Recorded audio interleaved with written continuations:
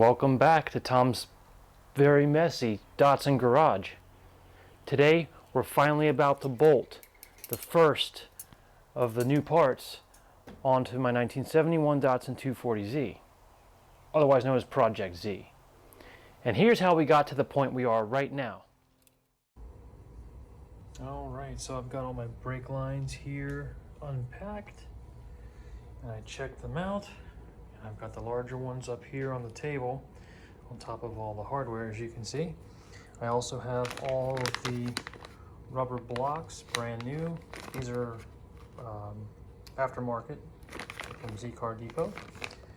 And I also have new retainers and hardware also from Z-Car Depot. These are reproduction pieces, and I have them as a backup for my original pieces that I've taken from the 1972 Datsun 240Z parts car, just in case anything's missing or not correct. And I have some other replica items here as well, and of course the other hardware. So my first step is I'm going to be taking all of these lines off the table, and I have to straighten them out. There are shipping bends that are placed into the larger or longer lines so that they fit in the box easier for shipping. They are large radius bends, so they should be relatively easy to straighten. And according to their instructions, they want you to take the line, put it on a large flat surface such as floor or bench top, and give it a good steady push down while slowly pulling and straightening it out. I will be doing this on camera just to demonstrate one of the lines in the straightening technique. They do make tools for this. One of the tools is about $52, and I decided not to do it because I'm not going to be restoring a whole lot of cars, I don't think, unless, I don't know, life changes, I guess. But after I get the brake lines off the table, I'm going to give them a straighten and a bit of a polish. And I'll talk about that in just a little bit. They look really good when they're polished up. Since I spent so much time sorting all the hardware and laying it all out, I want to make sure I keep all the like hardware together so that when I reassemble the car, using the pictures I took of my 1971 240Z coming apart, I'm going to actually take all these bolts and nuts and screws, and I got these organizing cases, and I'm going to go ahead and just get everything sorted out and group them all together and keep them inside these storage cases so that I know where I can find each type of screw, nut, washer, bolt, or what have you in those cases.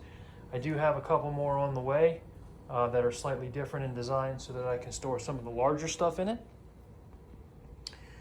But my first order of business is to get the brake lines off the table, and then I'm going to go ahead and get all these hardware bits, fill these cases up so I can stack them out of the way so they stay nice and out of the way.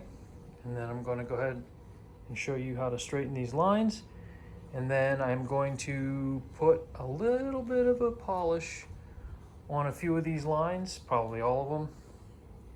Some of them are shinier than the others, but they're all stainless steel, and I figured, you know, I'll just go ahead and give them a polish while they're off the car because now's the time to do it, so you may as well just do it.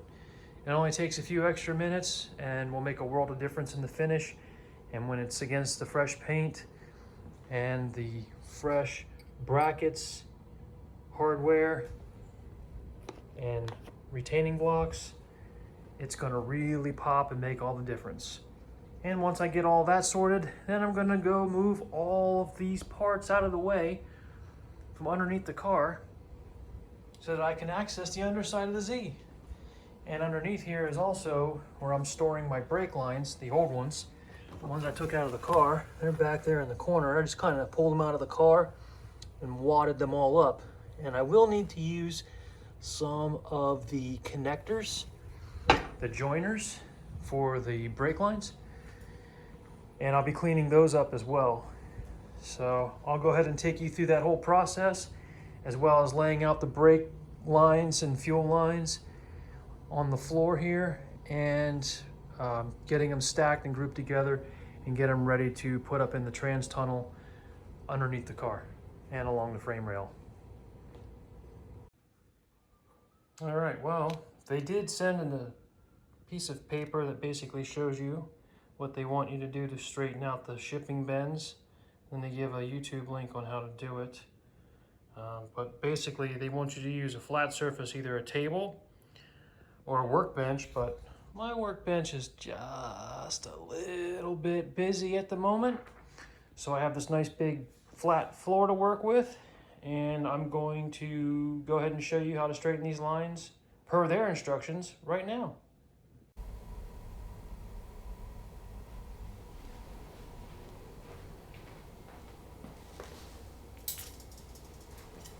All right, let's try this the way they say to do it. Flat surface.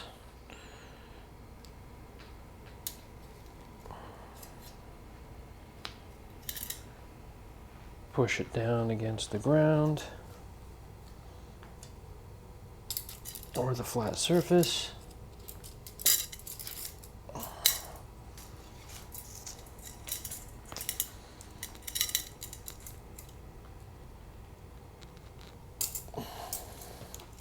Okay.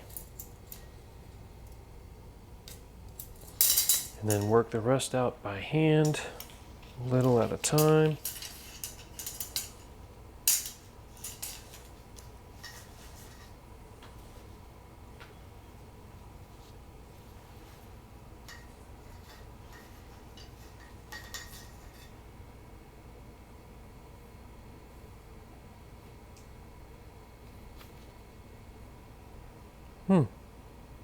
Very cool. This one's ready to be polished.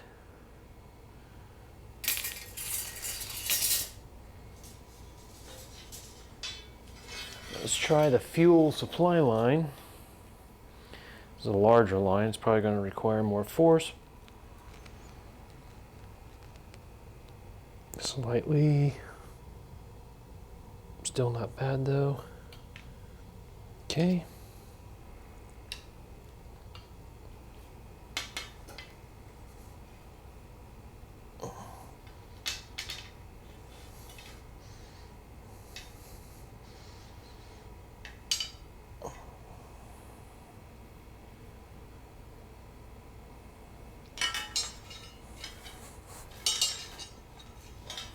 It definitely requires more force by hand.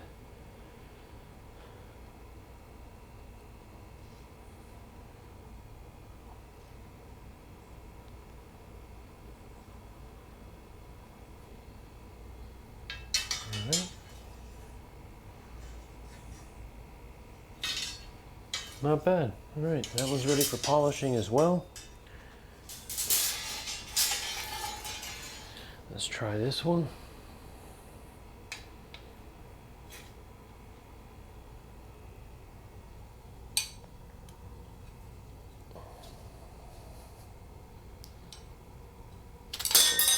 Nope.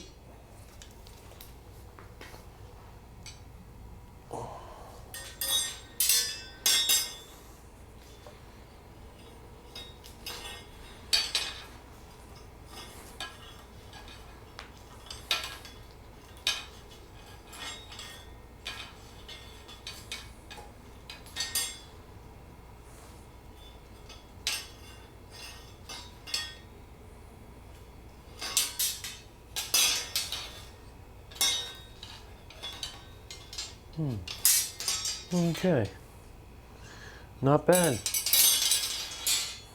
It's 3 of them done. This is the last one, though I'm not entirely sure. This one was missing its shipping bend, so I don't know exactly where the shipping bend is on this line. I think it might need to be straightened this way, but I don't want to twist it. So I'm gonna do a little more research on this one before I damage it. But the rest of them are straight. I just take these shipping bin labels off, and I'll give these things a bit of a polish, which I'm not gonna bother showing you polishing these because I've already made a video on how to polish stainless steel. But I will discuss why I chose stainless steel versus just going back with mild steel. When I first came up with the idea that I was going to be redoing this car, I wanted the mechanicals to be upgraded wherever possible. And that includes the brake lines, fuel lines, and clutch lines. The car comes with mild steel from the factory, and it's all plated in the yellow zinc. So all the brake lines, fuel lines, clutch line, all that is in yellow zinc, and it matches all the rest of the hardware on the car pretty much. And it's fine. They last a long time. The benefits of going with stainless steel is its corrosion resistance. Not that the lines were known for corroding out on these really, but it's just an upgrade, and that's why I went that route. I did inquire if I could get the mild steel versions of these lines if they came already done in yellow zinc, and the company informed me that they do not, but they do have customers that do have them replated in yellow zinc or plated in yellow zinc because they come in a raw steel coating. And I decided, nah, I'm done with plating, and you know what, this is an upgrade anyway, so I just went with the stainless like I was originally planning anyway. But after these have a nice little polish on them, under the hood of the car, it's going to look beautiful.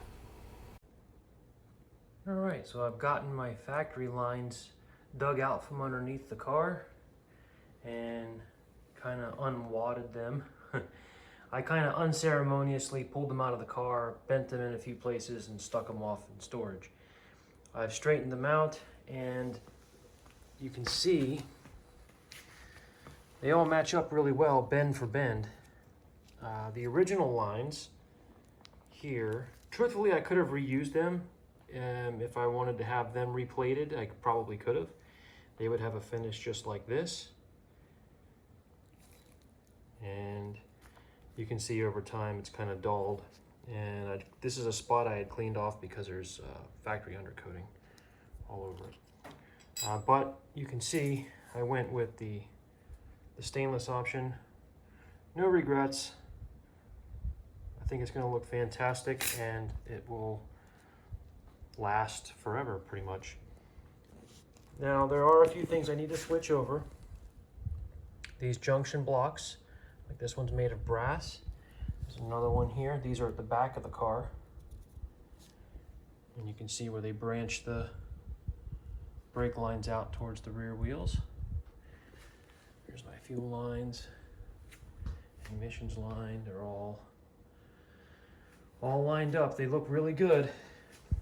The other thing I need to do is refurbish or replace this. This is the brake proportioning valve. I'm going to go ahead and get that either refurbished or replaced. But all the stainless lines, they match up and look great. They're all labeled too. You know, like this one's the passenger front wheel. They all have labels on them telling you where they go. Master cylinder.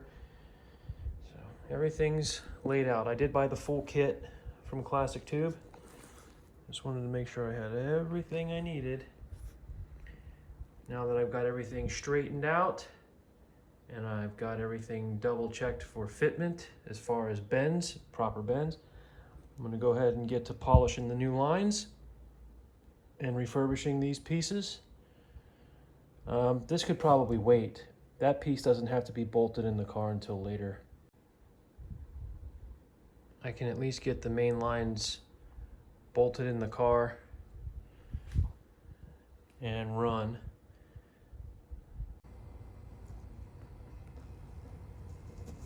Well, I got these out, the proportioning valve and the rear brake line junctions. These are made of brass and they're a bit dirty. They still have undercoating on them, but I'm going to get these cleaned up really good so they look as good as I can make them.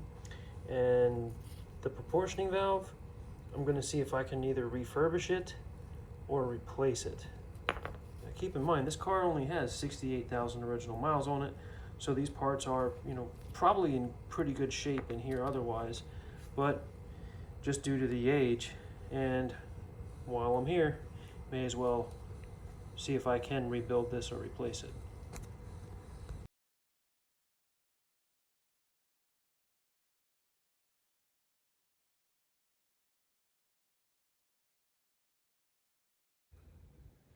As you can see here up close, the finish on some of these lines is duller than the finish on some of the other ones. This is the reason why I just want to polish them all. I just want them all to be at the same level so they look evenly polished. And now's the time to do it because they're off the car, so way easier to polish now than later.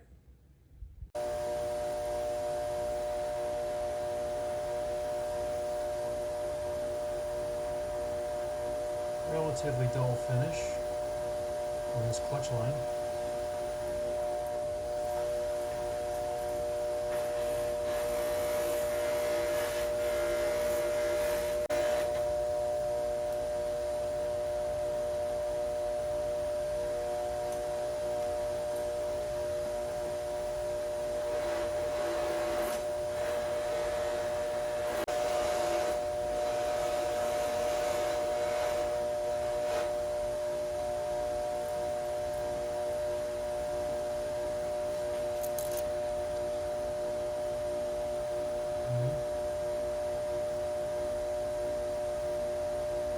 Much better.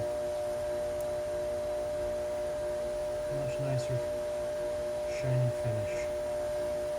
That's what I'm going for across the board. All right, now that everybody is up to speed, let's finally get these parts installed. The goal for today is to get the brake lines, fuel lines, and brake line and all run underneath the trans tunnel and over and across the firewall and along the frame rail. Let's go underneath. All right, there are 5 mounting tabs that go along the transmission tunnel. There's one right over there. You can see it right there. And the lines themselves go right through there. They're held on by these brackets.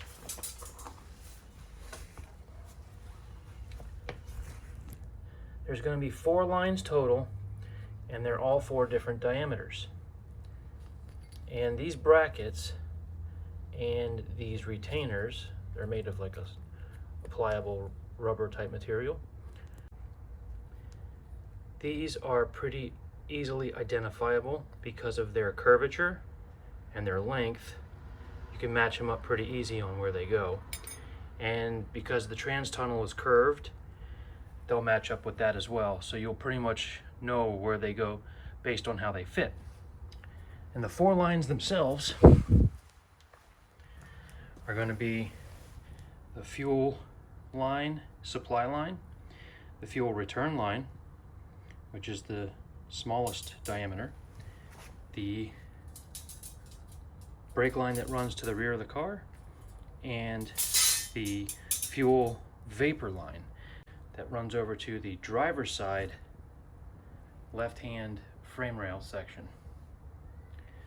So these will all get bundled together through those rubber grommet mounting pieces, put up underneath the car, and then bolted in place.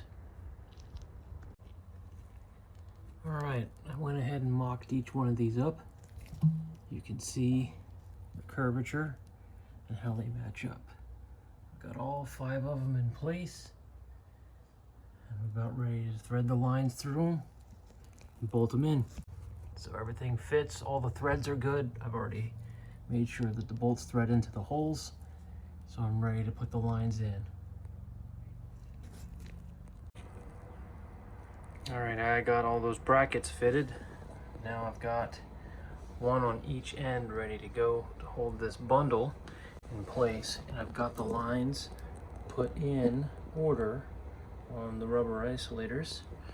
And I put a piece of painter's tape around it on the front and the back part to keep them kind of in place while I get these worked into place. So now I'm going to go ahead and put the camera on a stand, and I'll do a time lapse of me fitting these into the trans tunnel and bolting them in.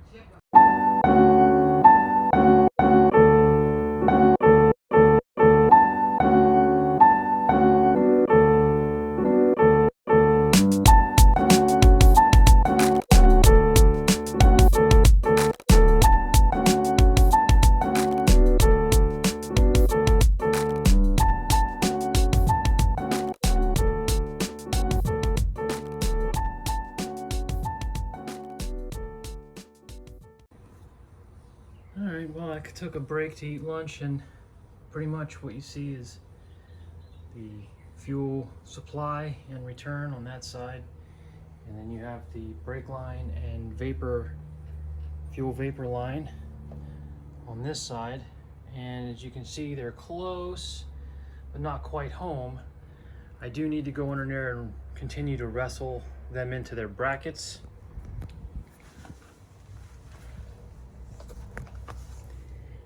As you can see, still got to put these back ones on. So comparing where the lines went with the original photos I took, making sure they're stacked correctly, and just kind of tweaking them back into place as I go along. And it's quite a process. My abs are extremely sore. I'm gonna be hurting for a while after this. But back under the car I go, and let's keep on going.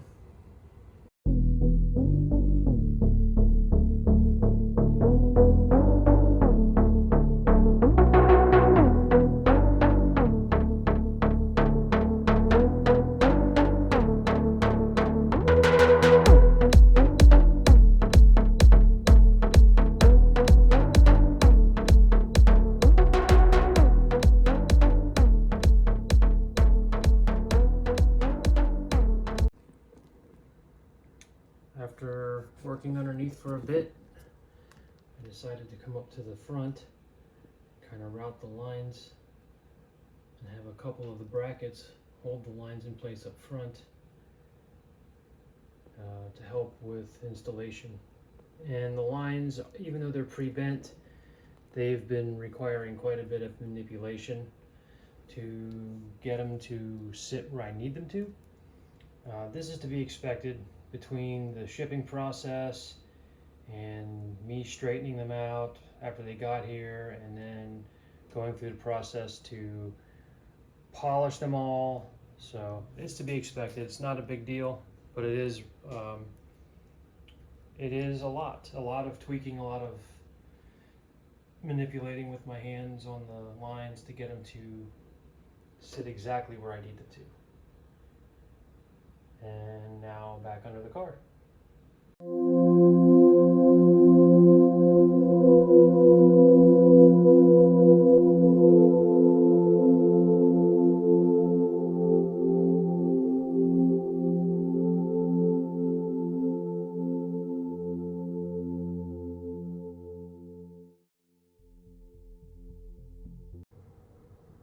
The way these lines come up through here, they look all nice and good and spaced right. But when I had it stacked like the rubber isolators want it via their size, they didn't quite come through this area correctly. And they kind of overlapped weird at the bottom. And in fact, it was the return line and the evap line, the evaporative emissions line, that they seemed to be flipped, or they wanted to be flipped. So I struggled with this, but I took them and flipped them, and now they want to lay in there nice and good. I did look at the old pictures that I took of the car before I tore it apart, and it seems to be that way. So I think it's right, but what's weird is the hole size was a little bit off on these for those two lines that I flipped. I don't know why that is, but they're very happy now. They're laying in place real nice. I got the proportioning valve just sitting there. It's not bolted in place. I've got the evap line in place. And so I'm going to go ahead and I'm going to do some more fettling and fine tuning with the evap line in this area here and across over there where it bolts down or screws to the firewall, actually right over here.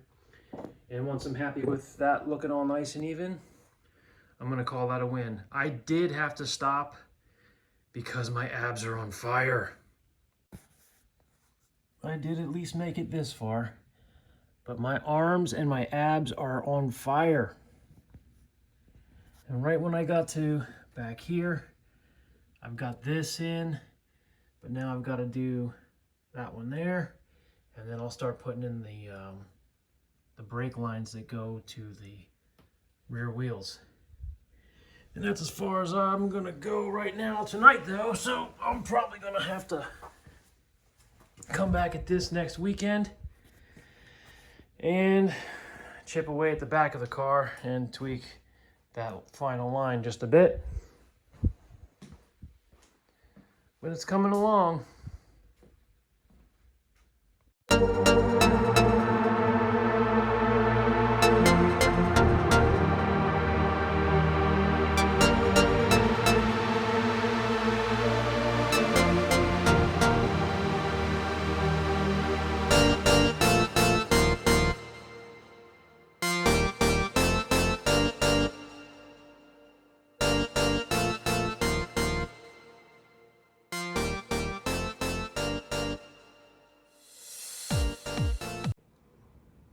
Let's start here in the engine bay. Got the evaporative emissions pipe right here. This is the driver's front brake line. And you can see I've got the hardware, the correct hardware in place. I've got the brake proportioning valve mounted in place with the correct hardware. And for anyone doing this at home, there's a spacer back there, as you can see, and there's a bolt in the lock washer right here. The bolt is very unique and has a 7 marking on it from the factory. And the other lines fell into place pretty readily. I got them stacked in real nice. They wanted to lay a certain way, so they kind of almost are self-explanatory. The way they want to go around each other and lay in the channels. Over here is the clutch line, and going along here is the brake line for the passenger front, and the fuel supply line and the fuel return line, all held on with the correct hardware that's been plated. Now all of these pieces came off of the parts car because the other ones were lost by UPS. The lines were all polished, as you can see. This is the desired effect I was going for, so it turned out really well. I'm very pleased with how it looks here under the hood. Now let's move along underneath the car. And you can see where some mild tweaking was needed to get these to kind of fit really nicely along the back here. And continuing on along underneath the car, you can see the different clamps, and you can see where the fuel supply line goes underneath the hole for the parking brake handle mechanism to come through here, and the other 3 lines go above. And overall, I am fairly pleased with the fit of these aftermarket lines. They were bent pretty well. The only place I really struggled was back here towards the back of the car.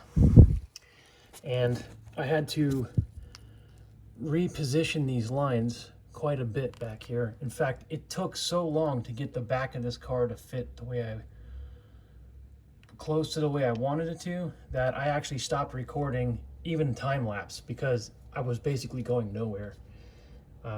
This took by far the greatest amount of time, this back half of the car here. But continuing along, you can see still great factory plated hardware. This one unique bracket here goes at the very end of the trans tunnel, and this has a little hook on it for your parking brake cable to go through, and it kind of holds it up out of the way from the CV axles that goes through here, this area. Coming up along here, you can see the brake line that goes up all the way over and to the rear brake proportioning valve, which I have polished. It's got a real nice shine to it. You can even read the Sumitomo logo on it. And again, it has a unique bolt that holds it in with a number 7 on it and a lock washer. So that's all correct hardware. And then I've got the stainless line that comes over here to the splitter, which is also made of brass. I've also polished it. It has a number 4 marking on it and a lock washer. And these bolts are a certain length, but you will definitely see that when you take your car apart. I had to refer to my pictures to make sure that I got the correct hardware dug back out. That is the importance of having very good pictures when you take your car apart, or before you take your car apart. And moving along here, a passenger rear retainer, and then I've got the fuel line, return line, and vapor line all in place. Kind of not thrilled with how this area is up here. I may do some more fettling between this area here and this area up here before I am done. I'm not going to show that process because of how boring and extensive it is time-wise. Here's a stud that sticks off the body that retains the driver's side rear brake line to the body. It has a 7mm nut and a small lock washer underneath of it as well. And then of course the last retainer over here on the frame rail, kind of the same as on the passenger side. So that is the finished results. I'm overall very pleased with it. A little disappointed with how this area was. I can't tell if it was something I was doing, if the lines were just tweaked from the polishing process, or maybe I didn't straighten them out good enough. I don't know. I know that the order that they go in is pretty important. They want to lay a certain way, and it appears that these aftermarket insulator blocks, which although they are brilliant, they're beautifully made, I'm not entirely sure that the hole size in them is in the correct order. So I don't know if you can really go by that, because I don't think they're exactly correct. I could be wrong, and maybe that was part of my problem, but these lines laid in overall pretty good. I am very pleased with the results, especially under the hood. And that's gonna wrap this up. Well, that's gonna wrap it up for today. I've got all the brake lines, fuel lines, and clutch line installed, and I hope that if anybody out there is doing this same exact job on your Z, that you've learned from me and you've known what to do and what not to do. This took a lot longer than I expected it to. In fact, this video took a few different weekends to put together. So I had actually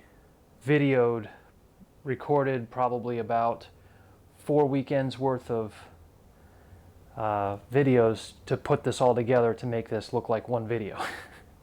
So, but that's working strictly on, Saturday and Sunday and a little bit here and there. Working under the car was not fun, mainly because of the body dolly, that center post. I was kind of leaning up against it, and even though I threw some of my moving covers and had a pad underneath the car to try to help, it's still I still hurt. I'm not as young as I once was. But I'm very glad that this job is done and over with. Next up, I do plan on turning this car into a roller. That was my goal for this year. And what I'm going to wind up doing is I've already ordered the wheels. Those are going to take the longest to get here. Those wheels will take about 6 months to get here. And next up, I'm going to order the suspension in the color combinations that I want and the brakes that I want. That will also clear the wheels and still give me the stopping power and work with the factory proportioning valves like I want. So all that stuff is coming up. It's probably going to be a few months before I release a new video. I still also have to figure out how to get the car off of the dolly safely. Now, I could start putting like the doors back together and some of that kind of stuff, but I also don't want to put too much weight on the car because it'll make it easier to get off of this dolly. So that's kind of the conundrum I'm running across. I don't want to make the car too heavy at the moment. So it's going to kind of put me at a stopping point until my suspension, brakes, and wheels show up. Then I'm going to order tires, have them mounted, balanced, and then I'm going to go ahead and get this off of the dolly and get the suspension under it. I'm going to try to do it in at least one weekend, hopefully. If I can make this a roller, that's going to be a complete game changer, because then I can put the car on those little rolling dollies, can set the tires on those, and I can move the car off to the side against the wall so that I can have full access to my garage, which, as you saw, is currently a complete mess. So it's not really usable for the other things that I need to do, like maintenance my daily driver or maintenance the wife's car. So that's going to wrap this video up. Thank you so much for watching. I appreciate every one of you for watching this video and all my other videos. And leave a comment if you feel like it. What kind of wheels do you think I'm going to put on the car? All will be revealed later. And I'll see you on the next video. I might upload a few shorts here and there. And just before I sign off here, I would just like to give a shout out to the sponsor of my video and all of my other videos, my wallet. I'll see you on the next video.